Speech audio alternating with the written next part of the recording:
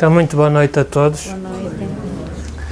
Eu espero que lá ao fundo consigam ouvir, mas se não conseguirem, conseguem ver as figurinhas, está bem? Muito bem. Será que viver é a mesma coisa que existir? O que é que acham? Isto é polémico, mas em princípio não é a mesma coisa, não é? Para existir, nós basta-nos andar nas correntes do tempo, não é? Vagar. Mas para viver nós temos que ter uma participação mais ativa, temos que ser protagonistas da nossa própria existência, se assim queremos dizer, não é? E ao falarmos de viver, nós estamos a falar de vida. Quantos de nós, ao longo de uma semana, digamos assim, gostamos realmente da vida que temos? Não é? Agora falta-nos saber, cada um fará a pergunta a si próprio, porquê? Porquê é que não gosta ou porquê é que gosta, não é? Se nós formos ver do mais conhecido para o menos conhecido o que seja vida, nós vemos a vida num patamar biológico, de matéria densa. É o corpo material, não é? Mas também se fala de vida mental, do pensamento, não é? Nós podemos estar com o corpo biologicamente a processar e estarmos QOs, não é? Inconscientes. E além da vida corporal, da vida biológica e da vida mental, nós temos uma vida que essa é que é importante e é aquela que nos passa um pouco mais ao lado.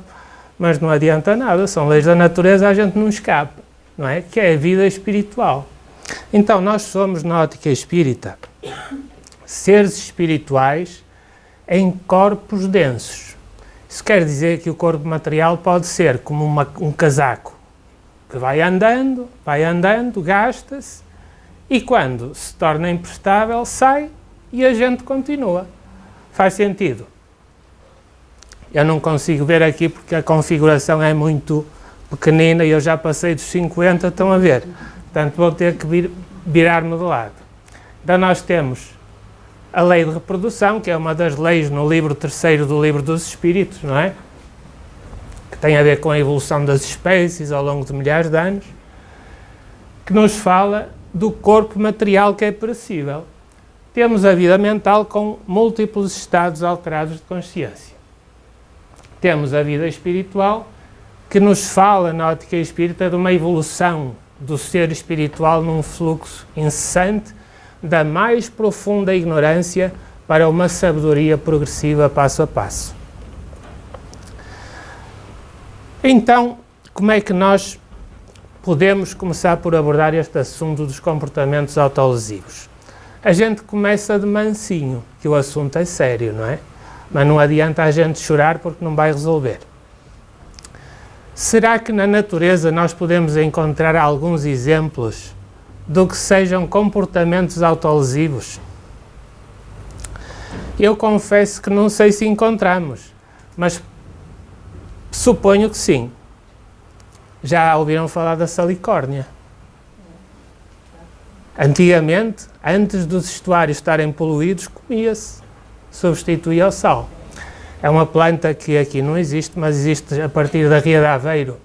Ali junto à ponte da Varela, junto à água, tem uma série de salicórnia, por exemplo. Então a salicórnia é uma planta que, dizem os botânicos, vive num sítio muito aborrecido, porque vive num meio de secura fisiológica. Que é grande palavrão, não é? É o que eles dizem. Portanto, para uma planta viver num meio em que a água tem sal, algum teor de sal, aquilo é complicado. Então ela mete sal no metabolismo e tem que o excretar pelas folhas, não é? Às vezes o sal excretado é tanto que ela tem que sacrificar partes do seu organismo para que o sal vá dar uma volta, não é? É um bocado como ao meu vizinho, que é portista. Ele, se calhar já conhecem, mas acho que não. Eu tenho um vizinho que é portista que vai dar sangue todos os meses. E eu pergunto porque é que nenhuma ele falha. Perguntei-lhe porque tanta aplicação. Ele diz que quer expulsar dele todo o vermelho que há dentro dele. Não é? Portanto, a salicórnia é um bocado assim.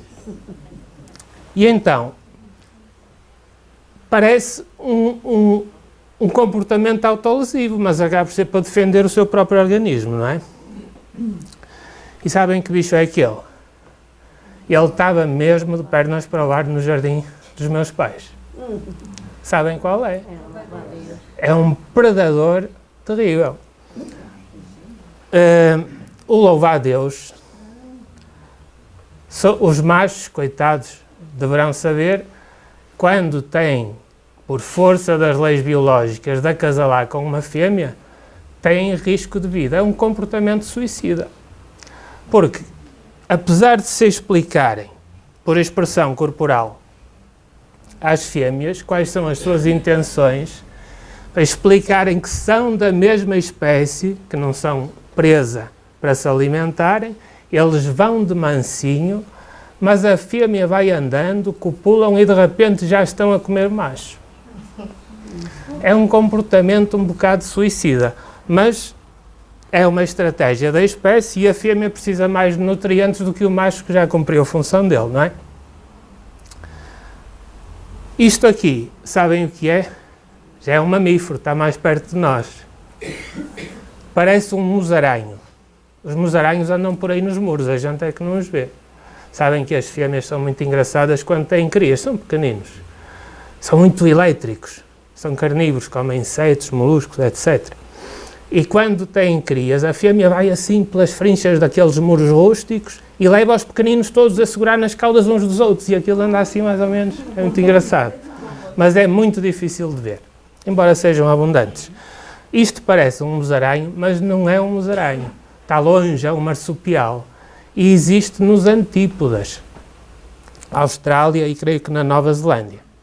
Então, os machos desta espécie de marsupial, que é pequenino também, são uns autênticos monges aplicados a vida inteira.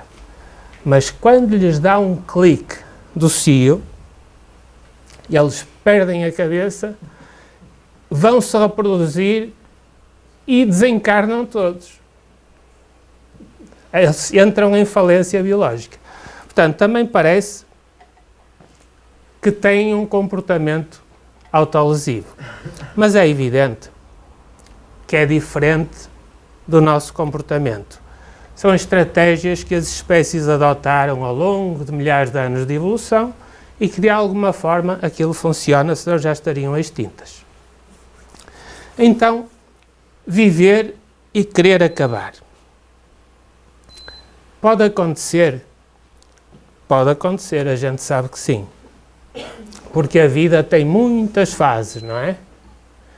E há fases em que a gente gosta muito da vida, não é? Alegria, bem-estar, corre bem. E quando as coisas às vezes entram em déficit, a paz vai um bocado abaixo e o infortúnio começa a tomar o espaço que existe na nossa mente.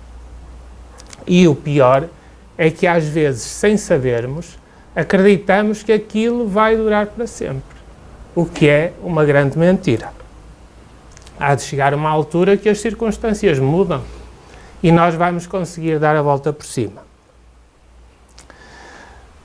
Dados oficiais da Organização Mundial de Saúde dizem que, para vermos como isto é um problema sério de saúde pública, mais de 800 mil pessoas por ano interrompem, segundo os seus dados, a sua vida material, o que equivale a uma morte a cada 40 segundos, a nível de toda a Terra, não é?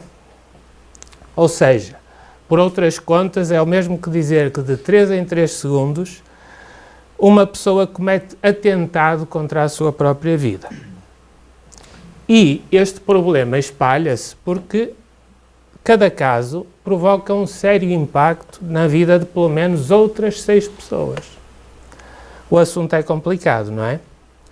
Há um estudo muito conhecido, de 2005, que nos fala que em cada 100 habitantes numa população estudada, 17 já pensaram de alguma forma em pôr termo à sua vida. E desses 17, 5 chegaram mesmo a pensar no modus operandi, como é que haviam de fazer isso. Destes 5, 3 chegaram a tentar. E destes 3, um chegou à urgência do hospital.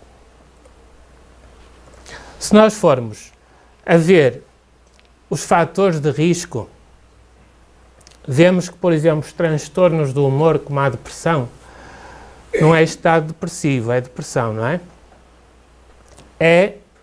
Tem quase 40% ali no gráfico, é um grande fator de risco nesta área. Temos depois a questão da toxicodependência, onde se inclui, como uma luva, o alcoolismo. E temos ainda depois mais 10% com a esquizofrenia. Ou seja, quem estiver numa destas situações e tiver propensão a pensar nisso, precisa seriamente de ajuda médica, não é? Mas apesar disto ser assim um bocado problemático, há uma boa notícia que emerge daí. Estão a ver qual é? É que a depressão trata-se, não é? A toxicodependência trata-se e este problema começa a desanuviar. Se nós formos a dados da Direção-Geral de Saúde de 2014, nós vemos que ali a taxa de mortalidade está entre os 9% e os 10%. Por lesões autoprovocadas intencionalmente, certo? E se formos aqui mais abaixo, vemos 26,5% em pessoas com mais ou menos 70 anos. Penso que será talvez aquele caso das pessoas que já em idade avançada não querem sobrecarregar os filhos e começam a acumular uma data de situações em que se sentem pesados para os outros e não gostam dessas coisas, não é? E vemos que ali sobe um bocado, não é? Sobretudo nos dados de 2010. No entanto, apesar disto ser preocupante, a maior parte da população resistiu a todos estes fatores adversos, certo? Por isso, se nós estivermos nessa situação, a gente também vai atrás dos outros, também ganha, não é? Não faz sentido? Conhecem esta atriz? Os mais novos não conhecem. Têm que ser os mais antigos, como eu. Das telenovelas, quando se viam muito aqui em Portugal. Até os homens viam telenovela, nessa altura. Em 74 ou 75, a primeira foi a Gabriela, de Jorge Amado. Não é? Foi uma revelação, ninguém perdia aquilo. Ainda por cima era todos os dias. Esta atriz passou por uma situação destas. E foi conhecido na altura esta declaração dela. Certa vez, há muitos anos, precisei de ajuda especial. Tinha vontade de desaparecer. Chamei o Centro de Valorização da Vida. Estou viva e integrada. Aqui em Portugal não existe essa instituição, existem outras que são sucedâneos. Existe uma Sociedade Portuguesa de Suicidologia, tem ali os telefones úteis, Stop Suicídio e há outras, não é? Portanto, são instituições vocacionadas. Sabem que nas associações espíritas é normal, um dia por semana, haver uma reunião com um grupo preparado para isso, com médiuns, pessoas que atendem os médiuns.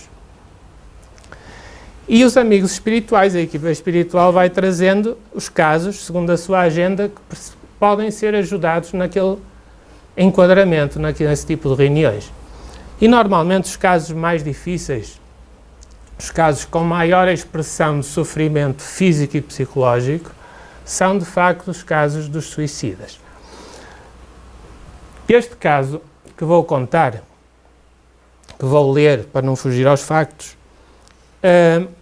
era um caso de que não se estava à espera, porque imaginem um morto querer-se matar. A gente vê nas notícias de algumas televisões, não é? Nos rodapés, coisas desse género, mas são lapsos de quem edita, não é? Após suicidar-se, matou a mulher. Li uma vez numa dessas grandes televisões, certo? Eu acho que eles acreditam na imortalidade da alma também, só que não assumem, mas pronto. Então, o médium entra em transe E a gente não sabe que história vem aí. Se é homem, se é mulher, se é novo, se é velho. E então provocamos o diálogo para ter alguma informação em que podemos ajudar. Estava mesmo com a telha, não falava. Não queres falar connosco? Tudo vai melhorar. Aquilo que parece difícil de resolver, por vezes, é mais fácil do que pensamos. E ele, meio em transe, mas não pia nada. E de súbito diz ele, quero morrer. E a gente, é estranho, não é? Será que ele não sabe que já está do outro lado? Muitas vezes é assim. Ninguém morre, mas eu quero morrer. Achas que é caso para isso? Ele já lá estava. Quero deixar definitivamente de existir. Olha, isso não é possível. O corpo morre, continuamos a viver. Isso eu sei. Pronto, já percebemos que este sabia que estava lá. Já sabes da tua situação, mas agora eu quero morrer. Quero deixar de pensar, deixar de existir, quero deixar de sofrer. Não é possível isso? Ele estava revoltado. Não há ninguém que... É possível teres uma vida mais feliz, mais depressa do que julgas. Já te lembraste de pedir ajuda? Já pedi ajuda a Deus para me apagar. Passar uma borracha por cima de mim e dizer assim, desaparece. Isso não é possível. Tem de haver uma forma. Eu não quero viver. Eu não pedi a Deus para existir, desisto. Que me tire a vida. Não quero viver mais assim, neste sofrimento. Quero desaparecer. Assim fico tranquilo. Não funciona, não era muito lógico, não é? Mas pronto, era o que foi que ele disse. Olha, mas esse sofrimento pode ser anulado, desde que queiras. Não consigo anular nada disso. Já cheguei a uma conclusão. É isso que procuro e não há mais. Vieste aqui trazido por amigos que te querem muito bem, para poderes sair dessa dificuldade. Diz ele, querem-me recuperar, mas eu não quero recuperar, porque não consigo ter paz. Consegues. Vamos fazer uma experiência.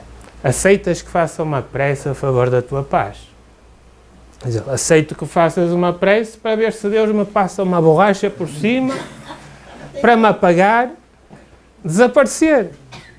O corpo já morreu. Pensava que ia morrer mesmo. E afinal estou vivo. Mas suicidaste? Não. Pois, senão estavas em maior sofrimento. Não me suicidei, morri. E agora estou aqui a viver, como castigo de todas as asneiras que fiz. Estás a castigar-te a ti próprio sem necessidade. Ainda por cima, estou. Se pudesse cortar os pulsos, cortava. E a gente intervém e tal. O culpado sou eu, diz ele. Eu é que estou a fazer o filme todo. Isso não é bom. Se calhar tens aqui uma mãe, um pai, não sei, alguém que te ama muito. Eu fecho-me a todos os conselhos que me venham dar. Já tenho ouvido vários. Já tenho ouvido pessoas. Fecho os olhos, não quero ver ninguém. Quero morrer. Quero desaparecer. Mas pede a Deus para me matar, para me levar. Para ver se acontece alguma coisa diferente. Então, vou pedir que mate, mas não a ti. Àquilo que te faz sofrer, está bem? E só mesmo experimentalmente é que a gente vê uma prece espontânea de 1 minuto, muito sincera, não é? Muito fraterna, a modificação que consegue fazer nestas mentes que estão niveladas ou ao amorfismo, que é não ter bons sentimentos, ou então a situações de emoções negativas, não é? Que parecem cristalizadas, é difícil desencalhar dali. E nestas circunstâncias muito especiais, isto funciona bem também porque o médium é um médium com mediunidade educada, não é? Portanto, vem com bons sentimentos para a reunião, teve um dia disciplinado, não é? Nada de confusões. E quando os amigos espirituais fazem a ligação destes espíritos perturbados ao médium para serem ajudados, o médium sendo a psicosfera, o estado da alma do espírito comunicante, mas o médium, o espírito comunicante também sente a psicosfera do médium e é um estímulo positivo para sentir alguma coisa diferente para melhor, não é? Então, com a prece, ele acaba por ouvir o que é que a gente está a dizer e estamos a falar a favor dele, ele está a ser cuidado, digamos assim, fica num estado de receptividade. E os amigos espirituais, com as terapêuticas que eles têm, conseguem ampliar esse tipo de ajuda e é aí que eles começam a abrir as percepções e a renovar-se interiormente de forma a poderem ser ajudados, não é? E então a gente faz isso e de repente ele fala: mas eu quero, eu não quero, eu queria morrer, mas não consigo. Já estava resignado aqui. Isto é assim, sabes que a morte não existe. Mas se existe para o corpo, por que não há de existir para o espírito? Olha, são leis da natureza. Mas não há mesmo hipótese nenhuma? Nenhuma. Então vamos ter de viver sempre? Imortais.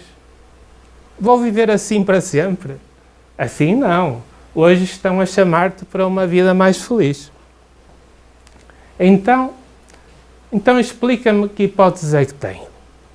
Tens todas. Que caminhos, por que ruas é que posso seguir? Quais são? Quantas são? É assim, vieste aqui para te ajudarmos, para que conseguisses ver quem te pode ajudar na vida espiritual. Eu vim aqui para ver se me conseguiam tirar a vida. Por muito que te amem, esses amigos espirituais que te trouxeram aqui não podem substituir-se a ti na tua vida. Só te falta dar essa voltinha. Pode ser que tenhas muito boas surpresas. Ora, olha. E então, através do médium, a respiração acelera, está emocionado e a gente não sabe o que é que ele está a ver, mas sabe que é coisa boa. Já viste, Deus é amor. A gente amplia também, não é? E diz ele: ih, caramba, fogo! E começa a choramingar. É preciso vir tanta gente assim para... Eu só queria morrer e agora querem-me... Estão a ver que aquilo é emocional, nem são frases feitas, não é? Querem-me levar para a vida. Essa é uma falsa questão, já sabes. Morrer, ninguém morre. Diz ele: não, se ninguém morre, então tenho que arranjar outra hipótese. E diz ele: eu sou um bicho, sou abaixo de bicho. Por isso queria acabar. Não sei como hei de fazer. Mas eu para isso tenho de fazer uma lavagem à minha cabeça, ao meu cérebro, que está tudo dormente, está tudo baralhado, está cheio de porcaria, diz ele. Isso é o que tu julgas, já estás muito melhor. E depois é assim, hora a hora, Deus melhora. Parece que chegou a minha vez, diz ele a dada altura. Parabéns. Eu vou com eles e que Deus me perdoe. Ele bem sabe qual é a minha amargura e porque eu queria desaparecer. Se ele souber tudo, bem sabe o que é que eu fiz. Sim, tens meios de consertar tudo isso. Vou ter de estudar melhor o caminho, diz ele. Olha, obrigado. Desculpa lá por ter estado aqui a aturar-me. Não tens a obrigação de me aturar, mas eles têm.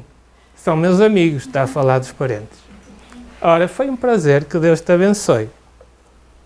Estão a ver? Até espírito às vezes quer acabar com a própria vida. E não adianta, são leis da natureza. Não tem a ver com eu acreditar e outros não acreditarem, que a vida continua. Acontece o fenómeno e a gente embarca nas leis da natureza. Não querem saber se a gente as conhece ou não, certo? Então, só por curiosidade, no final, ou vem alguém da equipa espiritual dar continuidade ao esclarecimento, ou vem às vezes conhecidos, mãe, pai, avós, o que for. E numa amostra de 66 casos, deu esta contagem. Mães foram umas 14, pai foram 5, outros familiares foram 8, a maior parte avós, e os amigos espirituais são os campeões, 39. Penso que numa amostra que seja de 1000 casos, vai ser sensivelmente esta percentagem, mais coisa, menos coisa. mas o importante é registar para depois ver se é assim que funciona, não é? Então, para concluirmos a apresentação, a gente anda a procurar aqui, ou na vida espiritual, porque é uma continuidade, desta paz que perseguimos há tanto tempo, não é? A gente até pode viver num meio muito pacífico, não é? Mas isso não quer dizer que por dentro de nós essa paz seja condizente, ela esteja lá, não é? E pode também acontecer o contrário. Mas nós dependemos sobretudo do nosso mundo interior, não é? Então essa paz interior a gente sabe que depende muito de como a gente se comporta no dia a dia. Aquilo que Jesus veio exemplificar, digamos assim, que se a gente for próximo daquilo, tentar ir próximo daquela maneira de ser, a gente vai se dar bem na nossa consciência. Vai se sentir compensado afetivamente, interiormente. Vai aliviar a nossa consciência, vai conseguir iluminar-se interiormente, não é? Isso passa por coisas como aquela coisa da fofoca iluminativa, não é? Muitos de nós, às vezes, a gente, por invigilância, quando está a falar com alguém atira um comentário infeliz sobre um amigo nosso ou alguém conhecido e a gente amplia. Por acaso tens razão, e olha, a mim fez-me isto e fez-me aquilo, e fez-me que bem. De repente, o desgraçado do ausente está a ser pintado de todas as cores, menos aquelas que lhe são justas, não é? Se a gente procurar pensar nos outros, apesar das suas imperfeições que nos são comuns, não é? Também a nós. Se a gente procurar ver que ali há coisas positivas, pelo menos há perspectivas de se aprender, de se melhorar ao longo do tempo, se tivermos uma conversa mais fraterna do que propriamente de cobrança, não é? Tudo isso vai ajudar a trazer efeitos que nos fazem bem ao coração, não é? E os nossos pesos começam a ser equilibrados, desvanecidos, com atitudes mentais que são compensadoras, que nos fazem muito bem ao mundo interior. Gostava de terminar com estas quadras do Poeta Alegre, em psicografia, que nos conta, com permissão dele, a história de José, o suicida. E ele começa assim: suicídio é loucura de quem perdeu a fé. Foi o que aconteceu com meu vizinho José. Andava ele na terra, lavrando-a para a colheita, quando de repente sentiu-se pior da maleita. Carregava problema grave no coração. Mesmo avisado pelo médico, ele não tinha paração. De tanto trabalhar, sem o médico ouvir, piorou da doença e ficou a dormir. Ainda não morreu, foi logo socorrido, mas na sua ideia, mais valia ter morrido. Acamado, mês após mês, entrou em revolta ao ver um amigo com sua esposa à volta. Que vergonha ser cornudo, sem me poder defender. Não suporto tal humilhação, vou mas é morrer. E foi assim, com falta de fé, que com veneno desencarnou José. Em grande aflição, depois de muito penar, encontrou ser bondoso que o convidou a orar. Apaziguado um pouco, percebeu o erro efetuado, pois estava previsto morrer em breve, enfartado. Quando soube da história do José o suicida, pedi licença para divulgar a mesma na vossa vida. Um pouco recuperado, pediu para vos informar que não há erro pior do que alguém se matar. Termino aqui a minha missão, ao deixar-vos esta triste lição. Doa o que doer, Custe o que custar, nunca desanimes na vida. Deus sempre vai amparar. É fixe. Ele consegue ali, não em 20 quadras, não as contei, em 18 quadras, se calhar, fazer uma história de uma desencarnação, de uma recuperação. Não é? Espetacular. Muito bem. Que a gente pode pular e saltar, não concordar, mas são leis da natureza. A gente nasce, renasce e vai nessa longa linha evolutiva, aprendendo a lidar consigo próprio, não é? Alguns no Livro dos Espíritos, nós encontramos uma pergunta mais ou menos assim. Será que os nossos amigos espirituais se preocupam com os males que nos acontecem na vida? E os espíritos respondem mais ou menos assim, mas é melhor irem conferir, que eu posso não estar a dizer bem, certo? Livro dos Espíritos, Guias e Protetores Espirituais, está lá. Eles dizem que eles não se preocupam com os males, os problemas que nos abordam o caminho. Eles ficam preocupados com a forma como a gente lhes reage, não é?